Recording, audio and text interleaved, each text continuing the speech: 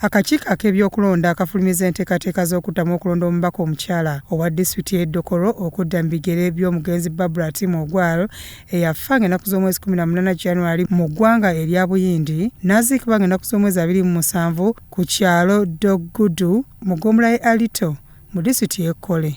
Mu nteekateeka ezifulumiziddwa okulonda kwakubaawo ng'ennaku z'omwezi 21 March era nga kampeyini zaakumala ennaku 7 zokka.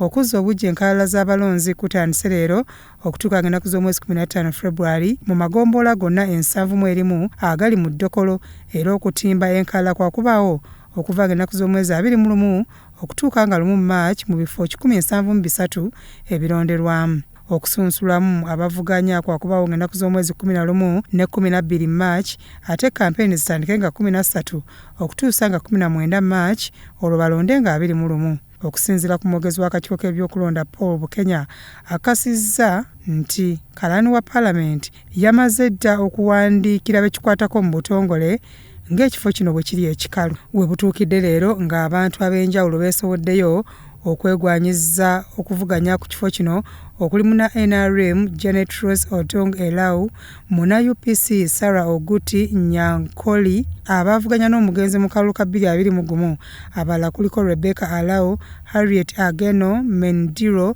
Lilian Auma Okulo, Dr. Anna Grace Lalam n'abalala. Mu kiseera kino ekibiina kya FDC kikyayogerezeganya ne muwala w'omugenzi Dr. Rosemary Aroch Ogwal okubakwatira bendera mu kalulu kano. Mu kalulu ka 2021 omugenzi yawangulira ku bululu emitwalo 3,22,223 ne muna NRM n'afuna obululu 1,688 era okusinziira ku Dr. Tanga Odoi akulira ebyokulonda mu NRM agamba batandise okwogerezeganya n'abakwatira bendera okuddamu okuvuganya. Dokolo, we have a flag bearer.